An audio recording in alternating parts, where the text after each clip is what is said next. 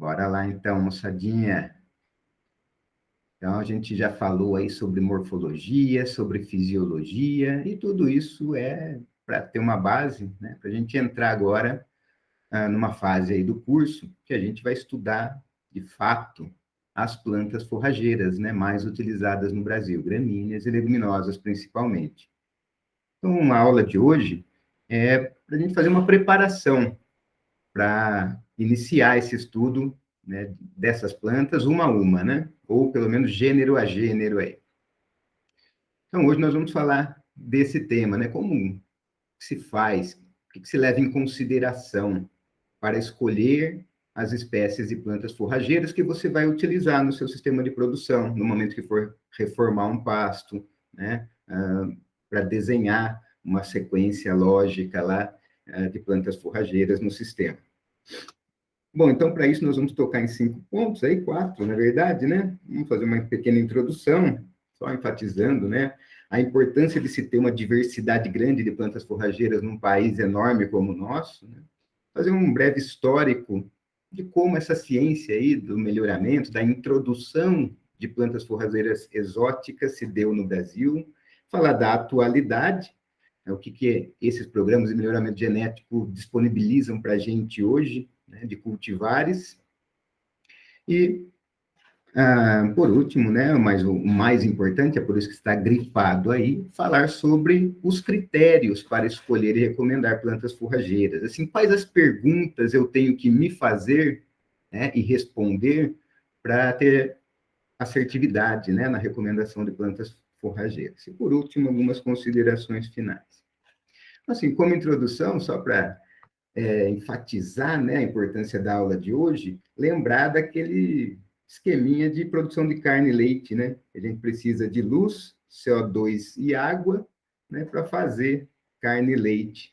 E a primeira etapa desse processo todo aí é o crescimento vegetal, né? Então, envolve aqui questões da planta forrageira, né? Se eu tiver com uma planta forrageira bem adequada, né, a esse meio ambiente, a esse clima, ao solo, essa fase de crescimento vai começar já com sucesso, né? Principalmente se eu tiver um bom manejo ali da área foliar, né? Da colheita, para obter o máximo de crescimento. Então, esse é o primeiro ponto, né? E claro que a gente está falando de um processo em que cada etapa dessa aí existem perdas, né? Existem perdas. Então, no final, aqui, a energia que é fixada nesse produto, né? Ela depende de quanto eu conseguir evitar essas perdas em cada etapa aqui, né? Então, assim, toda a perda que ocorrer nesse primeiro momento, no crescimento da planta, por erro, por exemplo, de uma espécie forrageira inadequada ao ambiente, eu já vou ter prejuízo em todas as outras etapas, né? Não importa o que eu faça em todas as outras etapas, se eu errei aqui na primeira, eu estou comprometendo, né, a produtividade, a eficiência do sistema, né? Que começa com o crescimento da planta forrageira, depois aí tem o consumo, né, que é o pastejo, aí depois a conversão desse pasto, né, em produto animal, de carcaça, aí para ficar bonitinho os 4 Cs da arroba, né? Mas poderia ser leite, lã, trabalho, etc. Né? Bom, também gostaria só de lembrá-los, né, e enfatizar que a empresa pecuária brasileira, ela é feita quase que exclusivamente em pastagens, né? Só uma porção lá do rebanho, que hoje deve estar entre 5% e 10% aí, talvez mais para 10% atualmente, da proporção de animais que passam por uma terminação em confinamento. Normalmente é um período que dura de 100, 120 dias ali. Então, quer dizer, o grosso mesmo do animal, né, de cada pedaço de carne que a gente consome, veio de pastagens. Então, as pastagens são a espinha dorsal desse agronegócio no Brasil. E é bem conhecido, né, de que a produção baseada em pasto, feita corretamente, ela reduz os custos de produção. E talvez também levem a sistemas mais seguros de produção, frentes aí a variações de mercado, eu digo. Bom, os avanços tecnológicos aí nos 20 anos, fazem 20 anos aí que eu estou na zootecnia, mas eles foram incríveis, enormes, enormes, assustadores, né? Inclusive, era bem mais fácil a disciplina de forragicultura quando eu fiz, porque existiam bem menos cultivares que a gente precisava estudar e saber trabalhar com eles, né? Bom, e por que a gente precisa de tanta diversidade, tantos cultivares de plantas, um cardápio bem rico? Porque nosso país é enorme, ele tem vários biomas, né? Tem clima temperado, que neva, e tem clima equatorial, que chove mais de 3.000 milímetros por ano, né? Chove um dia assim, no outro também. Então, nós temos uma diversidade de solos, de climas, de perfis de sistemas de produção, de relevo, e tudo isso exige, então, uma diversidade para que a gente consiga encaixar bem, né, as plantas forrageiras nas suas condições de adaptação. E aí nunca é, acho que demais a gente lembrar da estrutura hierárquica entre os componentes do sistema de produção animal e pastagens, né? E aí a primeira pergunta sempre a se fazer e a procurar saber do seu cliente, né? Sempre brinco para trabalhar ali com recomendação de espécie forrageira e sistema de produção a pasto, a gente tem que fazer muito de uma anamnésia do cliente, né? Do perfil do empresário e tal. Uma das primeiras coisas a entender é qual é a prioridade do sistema de produção em questão. São os recursos físicos, vegetais ou os recursos animais? Então, muitas vezes, colocar os recursos animais em primeiro lugar nessa lista de prioridades pode não ser um acerto, né? Uma vez que nos recursos físicos e principalmente solo, né, junto com os recursos vegetais, é que vai proporcionar qualquer produção possível no sistema animal e pastagens, né? E às vezes isso acontece, né? A gente vê isso acontecer por um sentimento ali pela uma maior afinidade até com o animal no sistema do que com a planta ou com o solo. Na verdade, como o João Vendramini, meu supervisor lá de pós-doutorado, fala sempre, né? A gente não gosta de pasto, a gente gosta de boi, de cavalo, de ovino, de caprinos, né?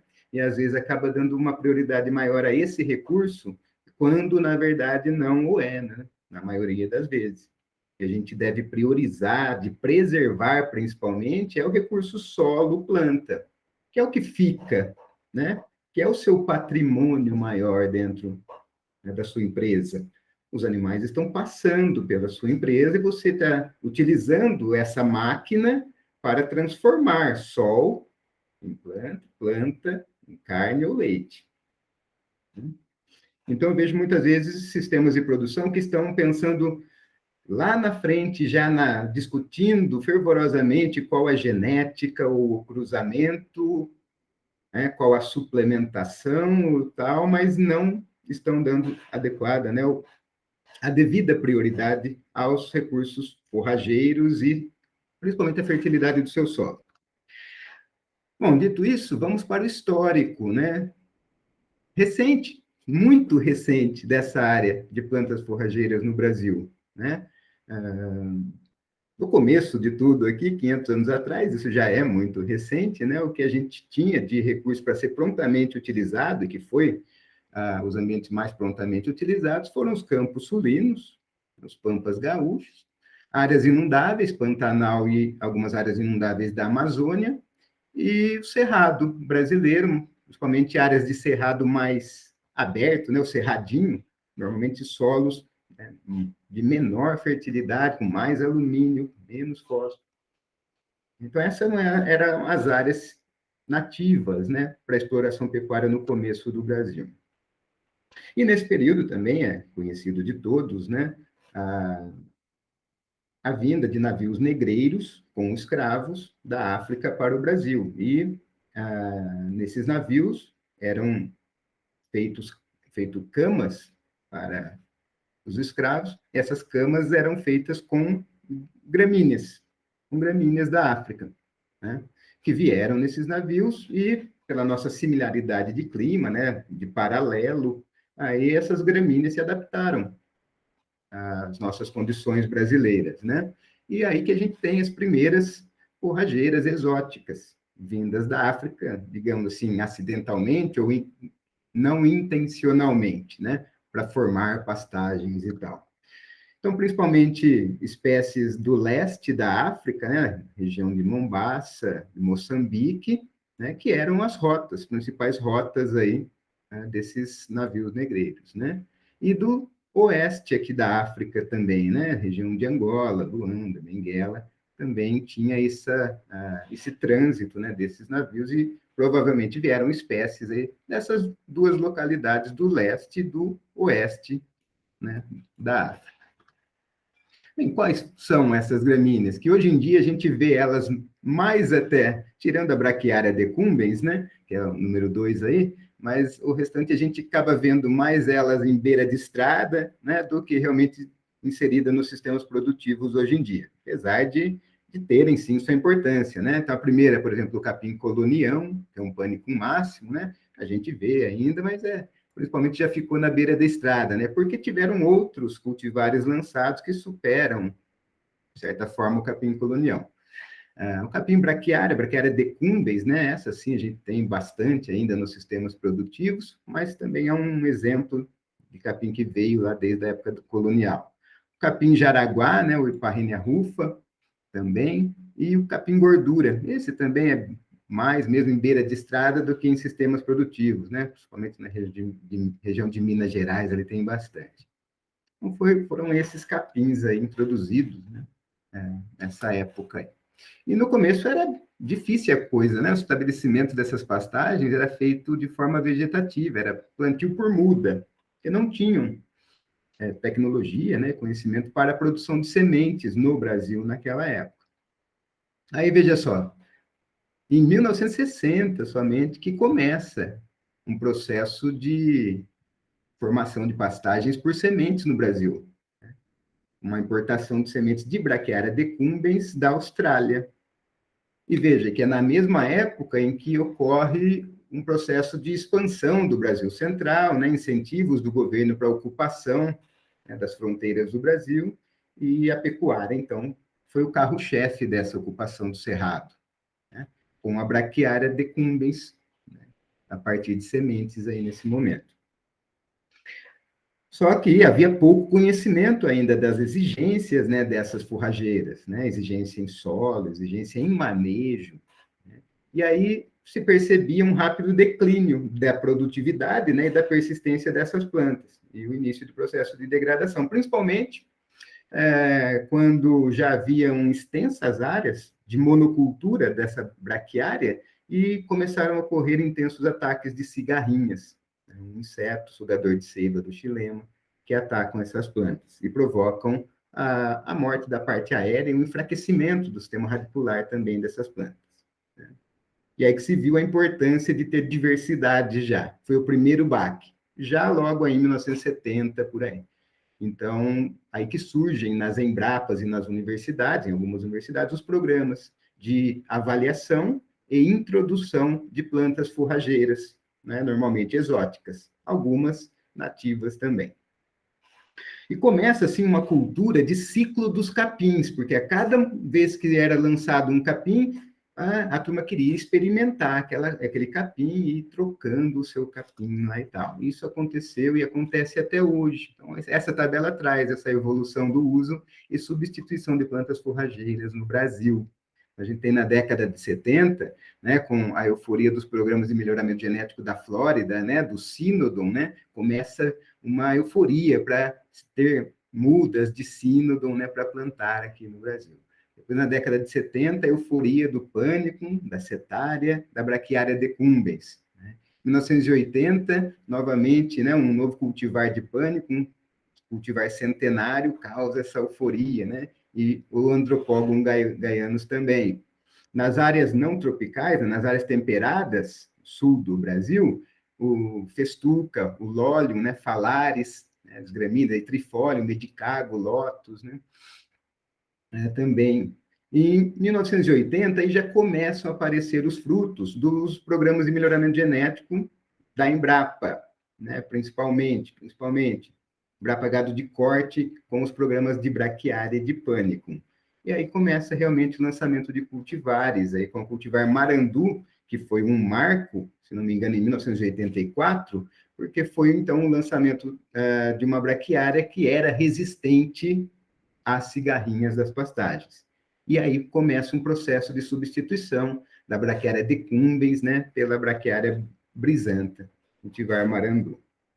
Depois seguem os lançamentos dos pânico máximos, né? Aí também uma euforia, porque se tratavam de materiais mais robustos, né? Mais produtivos, mas também mais exigentes em fertilidade do solo. E quando isso não era observado, o processo de degradação ocorria rapidamente.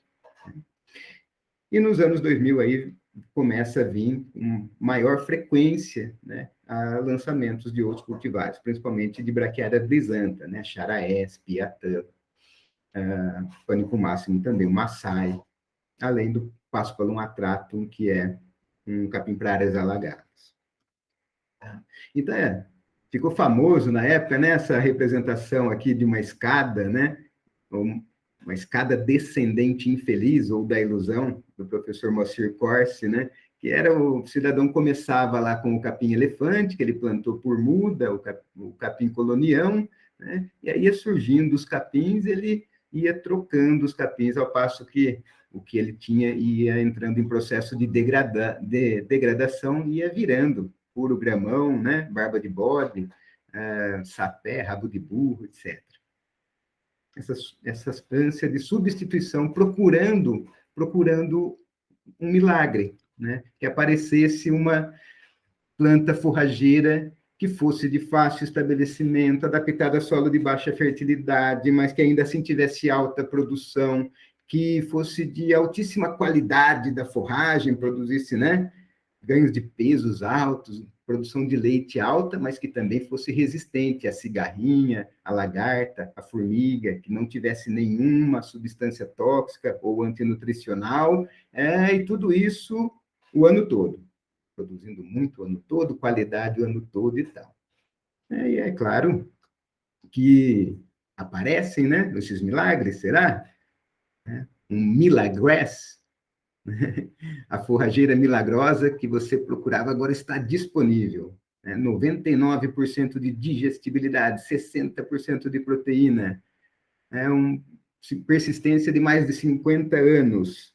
Só produz folha, não produz talo, como explora nutrientes no solo a 3 metros de profundidade. Não precisa nem de muita água, nem de muito sol. E a semente custa R$ 1,20. Então, veja, vira até piada, né? Claro que isso é uma brincadeira lá do grupo de pesquisa de ecologia do pastejo, né? Lá da Universidade Federal do Rio Grande do Sul. Esse foi um post que eles colocaram no dia 1º de abril, né? Para brincar até com essa questão de o produtor sempre estar em busca da forrageira milagrosa.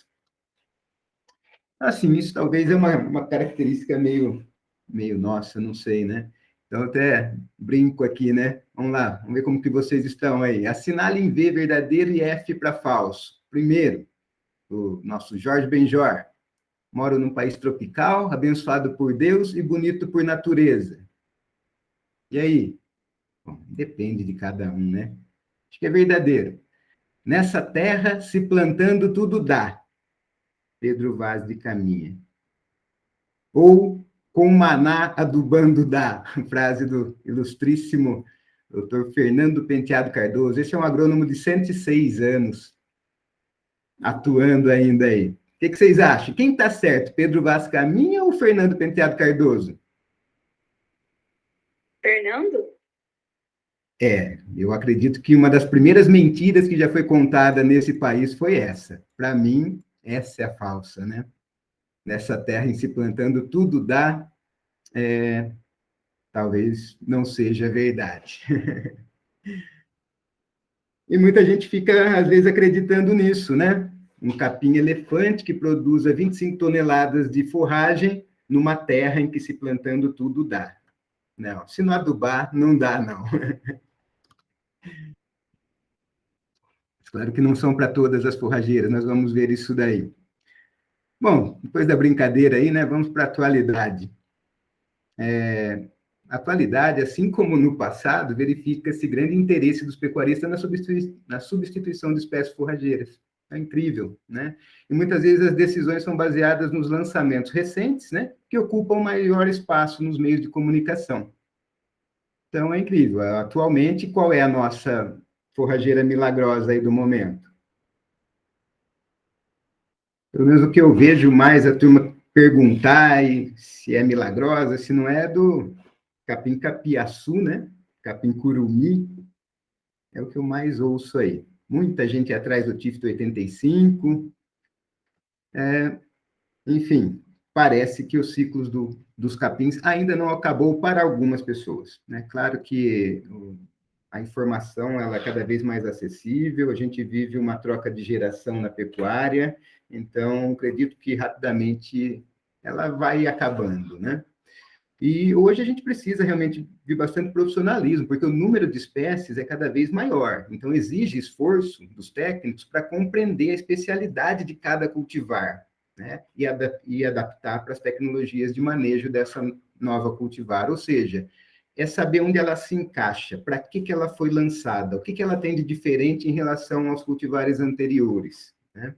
E a gente passa a ter recomendações cada vez mais pontuais e assertivas de acordo com características dessas plantas forrageiras. E tudo isso é fruto de grandes programas de melhoramento no Brasil, né? Tanto por seleção de cultivares, quanto realmente cruzamentos, né? Hibridização. Então, assim, a gente tem uma certa separação assim por gêneros, né? Então, por exemplo, no gênero Braquiária, quem está responsável pelo programa de melhoramento, né, é a Embrapa Gado de Corte. Também na Embrapa Gado de Leite, e atualmente, é recente isso, indústrias privadas, né, entraram aí para o mercado de novas plantas forrageiras, lançamento de cultivares, né. Penicetum, por exemplo, está na Embrapa Gado de Leite, Panicum, na Embrapa Gado de Corte, no IAC, no Instituto de Zootecnia, Páspalo, na Embrapa Pecuária Sudeste, Andropógon, na Embrapa Cerrado, Síndodon, né, na Embrapa Gado de Leite, Cetária, na Embrapa Gado de Leite, e várias leguminosas aí espalhadas nos programas Embrapa Gado de Leite, Gado de Corte, Pecuária Sudeste, Cerrados, Acre, Caprinos e Ovinos, né? Bom, frutos de tudo isso, cultivares lançadas, né? E não só cultivares lançadas, como a sua adoção. Aí vem uma parte também importantíssima, que é a extensão, né? Então, por exemplo, de Braquiária brisanta já foram lançados o Marandu, MG4, Charaés, MG13, Braúna, Piatã, Paiaguás, Braquiária medícula, Tupi, Lhaneiro, Pânico Máximo, todos esses aí, Tanzânia, Mombaça, Tubiatã, Vencedor, Aruana, Centenário, MG12, Paredão, Massai, Zuri, Tamani, Quênia, Paraíso, aí já é os penicetums, né? Paraíso, Carajás, Pioneiro, Canará, Curumi, Capiaçu, de Pásparo, né? O Pojuca, que é um lançamento, mas existem vários cultivares de Pásparo, né, para utilização, né? Pásparo notatum, enfim. Andropógon gaianos, cultivar Planaltina e Baeti, e os híbridos de braquiária, né? Os híbridos entre espécies diferentes, né? Tem o tricross, que eu brinco aqui, braquiária brisanta, decumbens e rosiziense, que é o mulato 2, ou convert HD 364, que é da Down AgroScience, ela que tem a patente lá, né? Temos assim um registro da cultivar. E agora, mais recente, lançamento, que é a Ipiporã, um híbrido de brisanta com rosiziense. E as leguminosas, né, que é os araques, né, do gênero aracas aqui, que são os amendoins forrageiros, cultivar amarillo, mandobi, cajamos cajã, né, que é o feijão guandu, cultivar mandarim, os estilosantes, cultivar Campo Grande, Mineirão, e alfafa crioula. Então, esse é o cardápio, né? Parte do cardápio, na verdade, existem mais espécies que a gente pode utilizar, tem todas as outras, tem os sínodons todos, né, que não estão aí, né? Então, assim, esse é o cardápio com que a gente pode trabalhar para botar a mesa aí, né? Prestar essa foto do lado aí, com uma mesa posta com alguns capins ali, né? Isso aqui é o cardápio que a gente tem para trabalhar. Então, agora a gente entra, né, nessa busca por um casamento perfeito, entre o solo, a planta, o solo, o clima, planta, o clima, o animal, os recursos, o nível tecnológico, enfim. E muitas vezes esse casamento ele pode ser realmente de duas coisas que se encaixam perfeitamente, né, numa adaptação perfeita, ou pode ter que ser meio na marra, né? Pode ter que ser um casamento meio na marra se não tiver essa adaptação perfeita, né? E aí, normalmente, você tem que, um dos lados aí tem que se adaptar, né? Para conseguir estar nesse casamento.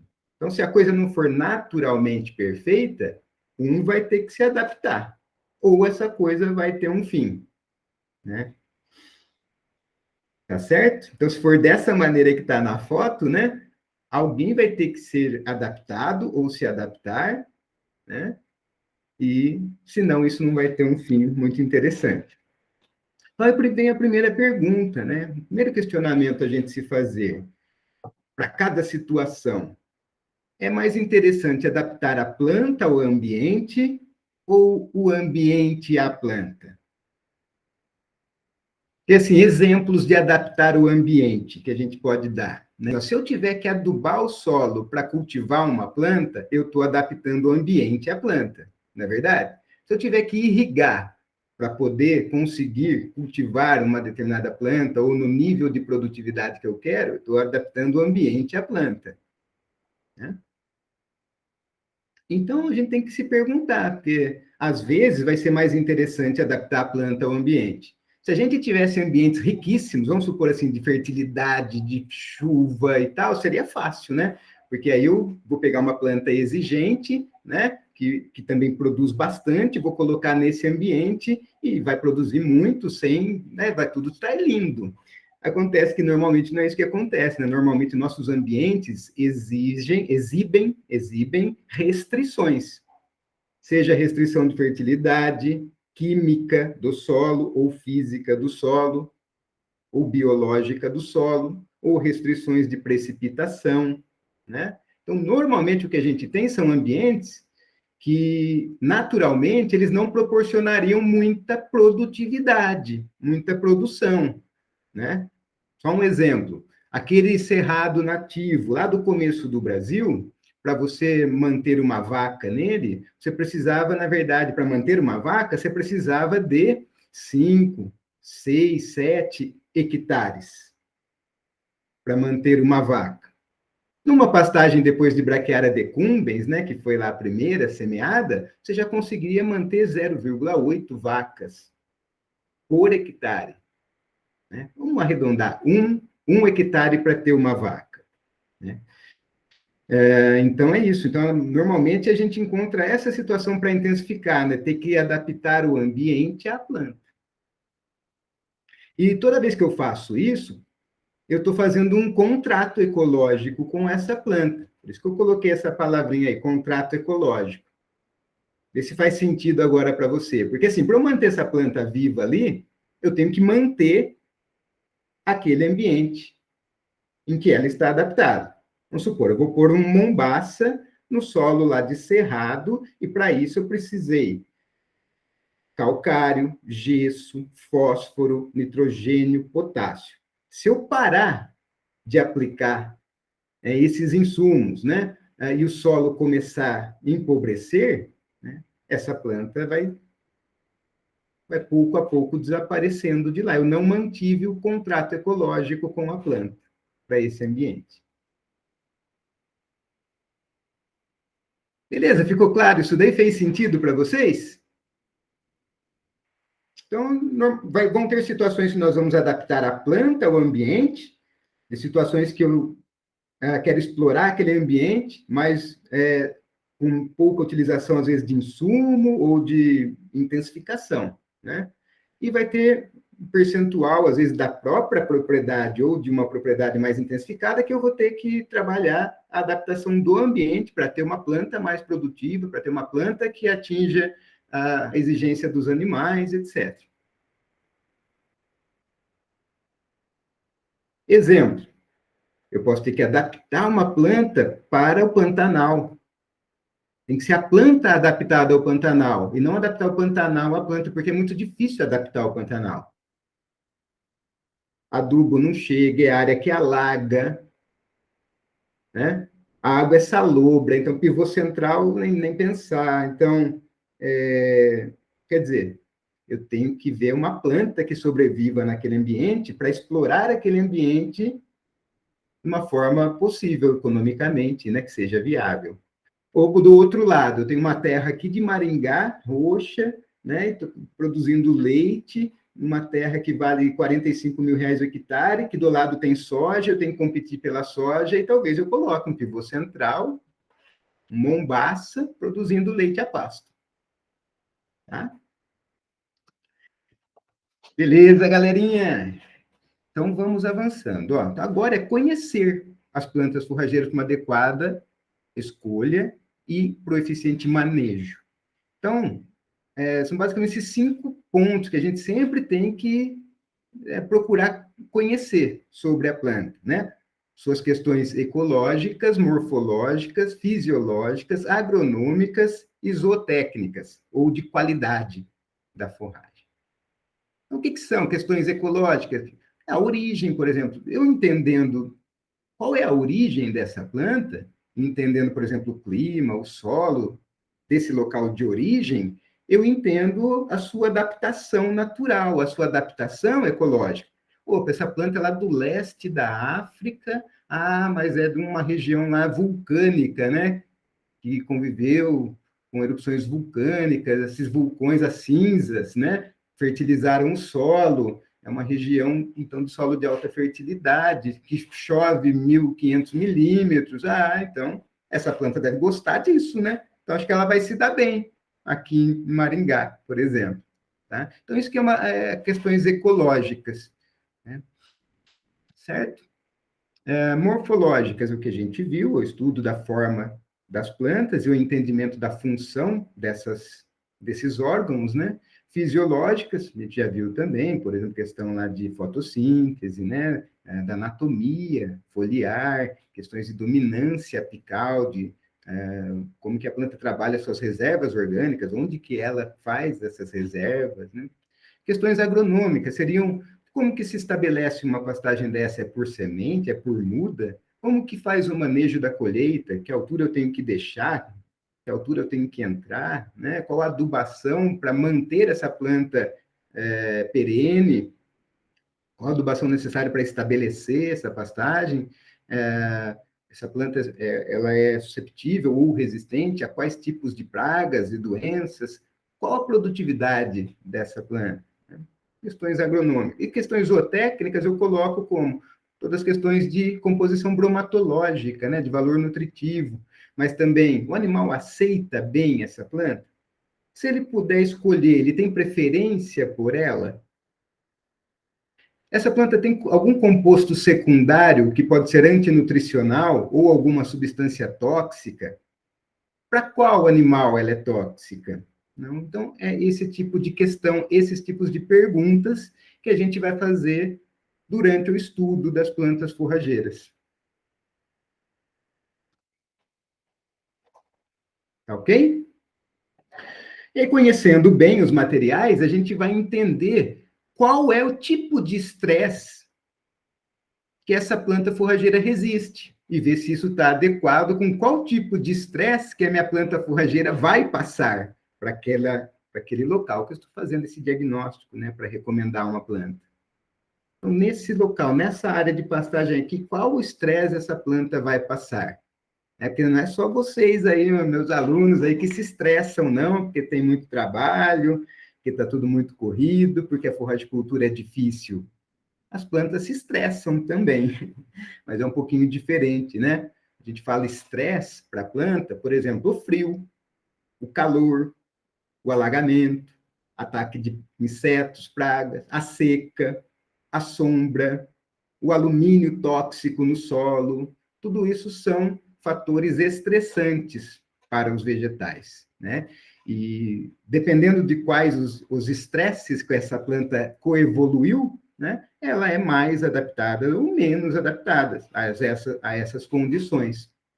Por isso a gente pode ter essas condições aí e como uma referência para quais materiais são adaptados a frio e geada que a gente tem hoje.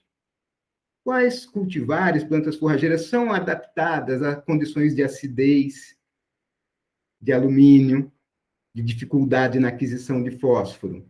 Tá? Então, com esse pensamento, ou utilizando desse pensamento, eu vou conseguir escolher a planta para o ambiente, né? Fazer aquele casamento, né? Da planta com o ambiente. Né? Então, por exemplo, aqui, que condição de bioma que a gente tem, que é dessa daqui, né? De frio e geada. Plantas adaptadas da nossa condição aqui de Maringá para baixo, né? E aí, os programas de melhoramento, por exemplo, buscam caracteres nas plantas que as tornam mais resistentes a frio e geada. Né? Espessura de epiderme, osmolaridade que ela consegue colocar na célula, né? Depende disso da concentração de carboidrato solúvel, alguns aminoácidos, para a célula não congelar. Igual quando coloca lá aqueles aditivos no radiador, né? Para não congelar no carro lá, né, quando vai para ambientes frios, a célula de determinadas plantas consegue fazer isso aí também. Então, os melhoristas vão selecionando essas plantas, né, para ter plantas mais resistentes ao frio e à geada, por exemplo. E a mesma coisa para cada ambiente desse. Então, pega na região do Cerrado, né, enorme região do Cerrado nossa, que são solos ácidos, com alumínio livre, que é tóxico para as plantas, né? E com essa acidez e esse alumínio, o fósforo fica indisponível para as plantas, é difícil a aquisição de fósforo no solo, né? Então, eles entendem quais são os mecanismos que as plantas utilizam para melhor sobreviver e produzir nesses ambientes. Olha, questões interessantíssimas, né?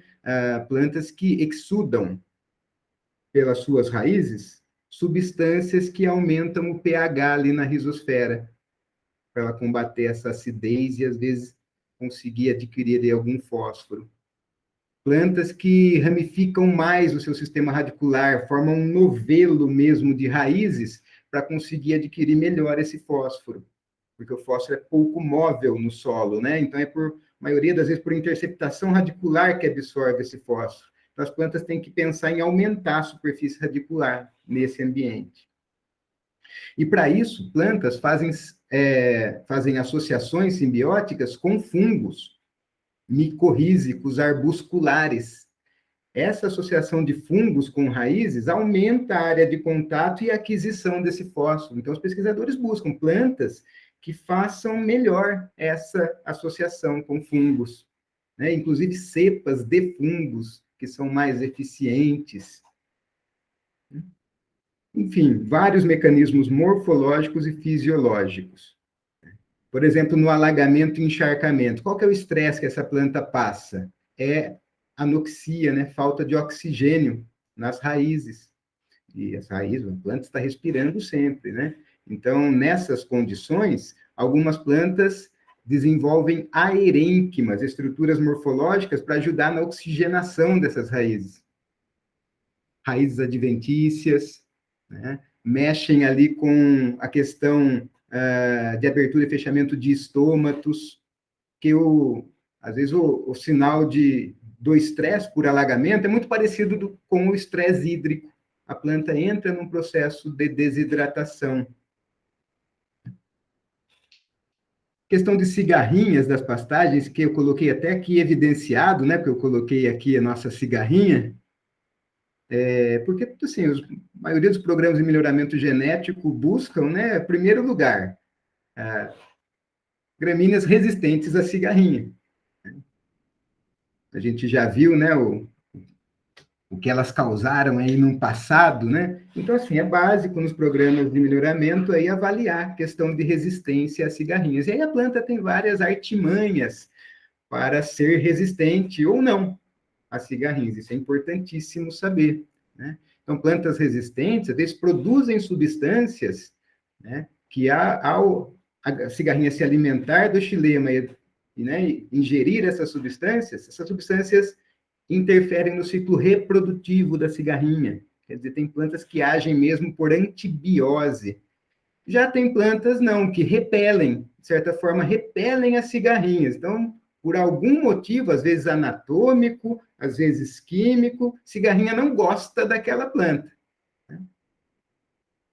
Às vezes tricomas, né, que são os pelos ou espinhos, isso pode, às vezes, ou a planta não emite muitas raízes superficiais e a ninfa vive ali, né, na base da planta. Esse aí que vocês veem é um inseto adulto, que provoca o dano na folha, né? Mas a ninfa, no estado ninfal, ela está lá na base da planta. Às vezes, se aquela forrageira não emite muitas raízes adventícias ou superficiais, não tem de onde a ninfa se alimentar, né? Então, essa cigarrinha não prefere muito essa planta.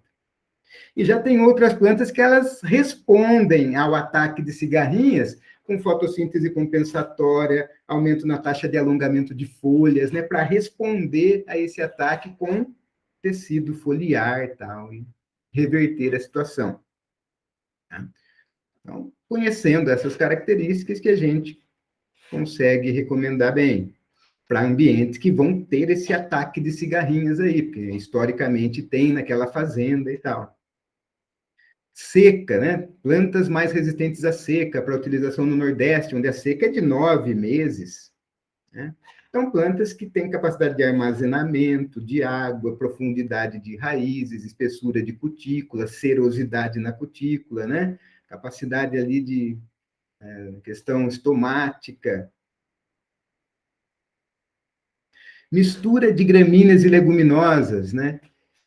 Então, assim, diz respeito a quais características que eu tenho que ter da gramínea e da leguminosa para ter misturas mais harmônicas e mais estáveis entre gramíneas e leguminosas.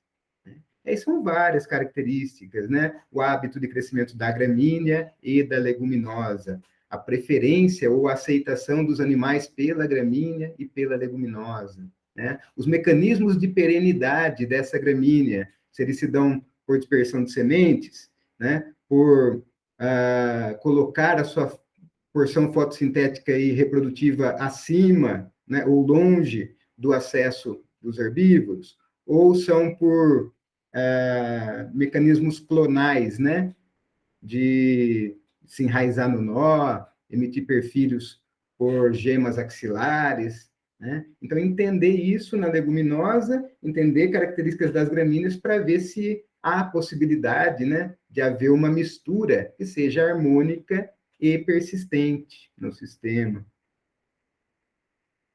Plantas para sistemas integrados, é bem interessante isso também, está no radar, né, dos programas de melhoramento. O que são sistemas integrados? São sistemas de produção onde estão envolvidos agricultura, pecuária e florestas. Muitas vezes as três na mesma área ali, né? Pode ser só agricultura e pecuária, só pecuária e floresta, ou agricultura, pecuária e floresta. O fato é que nesses sistemas, as plantas, pelo menos em algum momento, elas vão passar um certo estresse por sombreamento. Por exemplo, quando as gramíneas são plantadas no meio das ruas de milho, ou quando existem árvores. Então, nós precisamos de plantas com características morfofisiológicas de adaptação a sombreamento. Nesses sistemas também é interessante, né? Precisa que a germinação e a formação do pasto seja rápida, né? Assim que eu colher o milho, eu já ter o pasto pronto, conseguir fazer uma safrinha ali de boi, né? Por exemplo, nessa situação. Então, se seleciona plantas que tenham rápido estabelecimento. Não posso colocar uma planta que demora 100 dias para se estabelecer nesse sistema. Já passou, já não consigo mais fazer pastejo, né? Então, preciso de plantas que com 45, 50 dias eu já consiga pastejá-las. Outra questão interessantíssima desse nicho de mercado aí, né? São plantas que com pouca dose de dessecantes, de glifosato, por exemplo, elas morrem.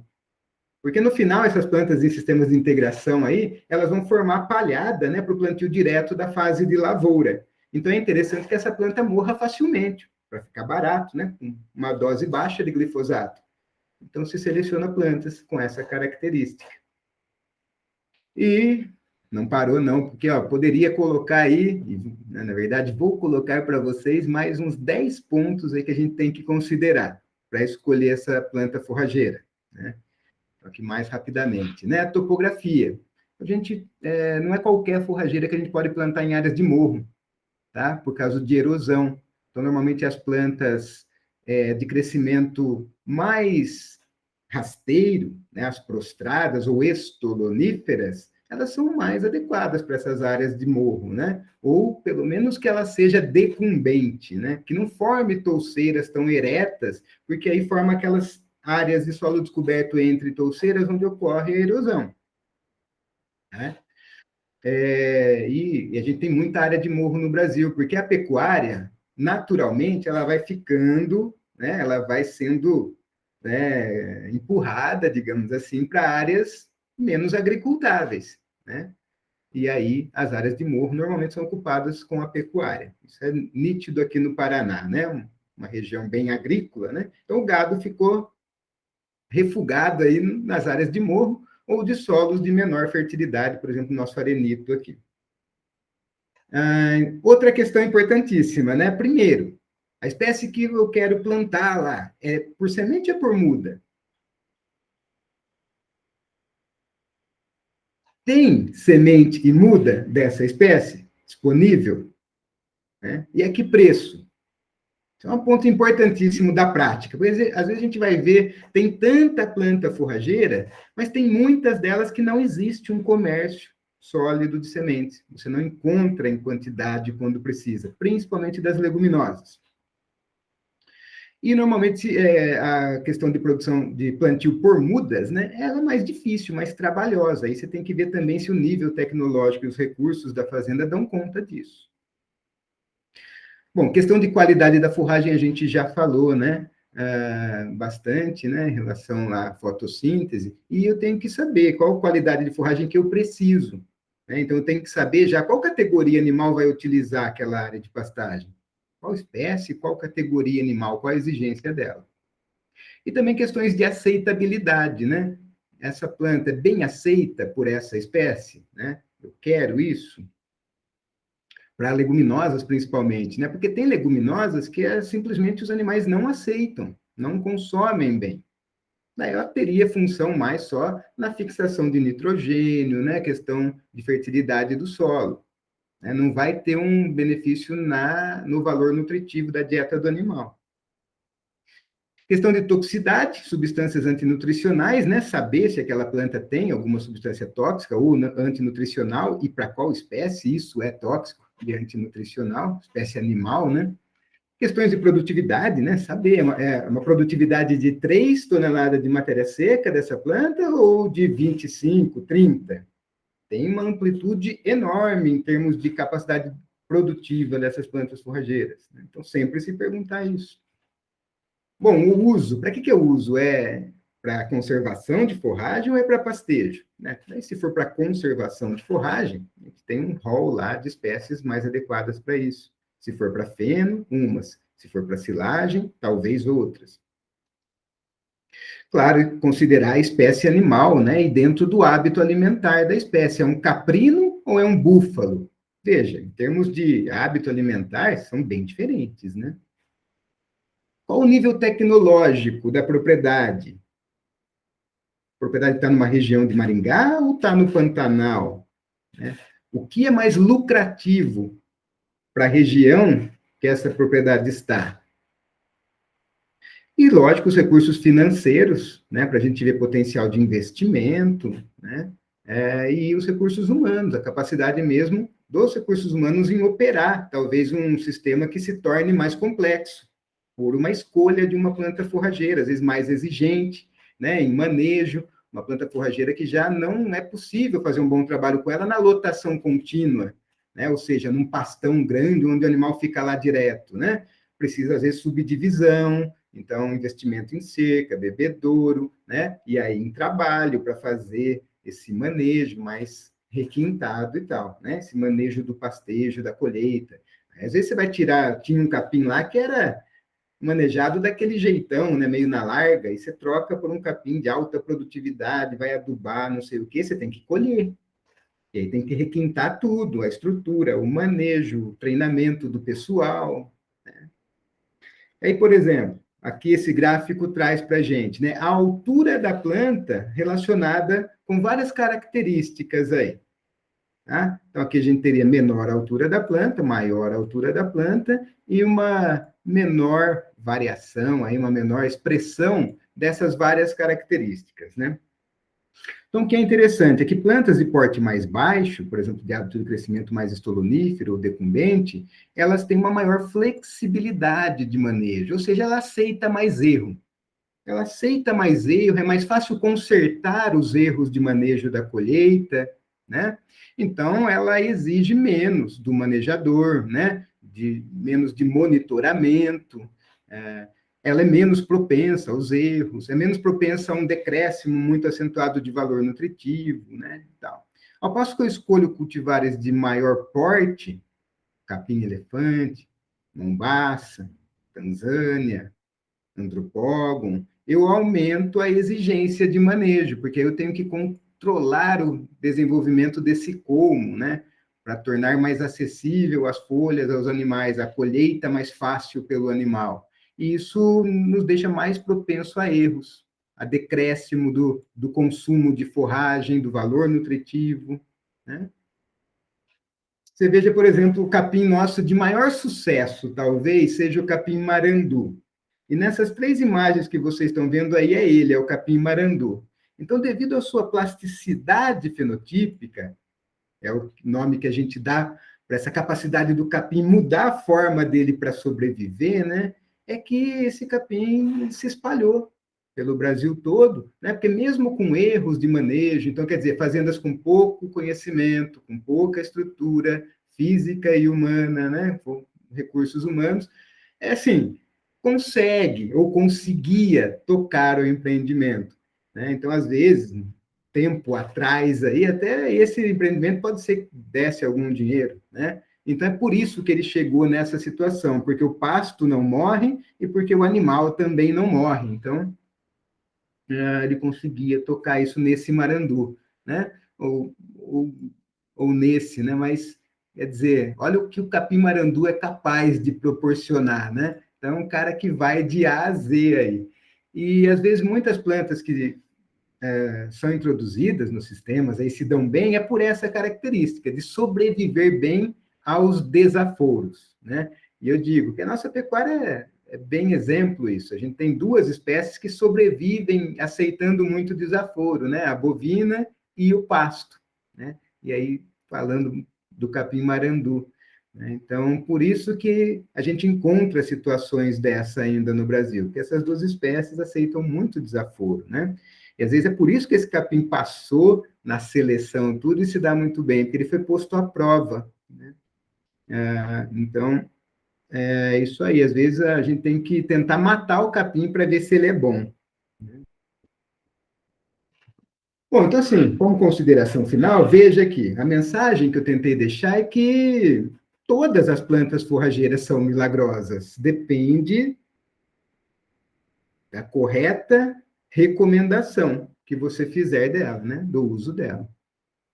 Então, se você tiver essa boa recomendação, esse bom casamento entre a planta e todo o restante, né, essa é a sua planta milagrosa, essa é a planta perfeita para você. Então, às vezes, muita gente está buscando, às vezes, aí, trocar a sua forrageira, pensa melhor, pensa se essa que você tem aí já não é a milagrosa. O que às vezes está faltando é olhar mais para o solo, para o manejo, né? Para você ver que o que você tem aí, às vezes, já é o milagroso. Beleza, turminha? Então, muito obrigado aí pela atenção de vocês. Né? Se ficou alguma dúvida, se tem alguma pergunta, tem algo a acrescentar aí, alguma correção a fazer, críticas, elogios,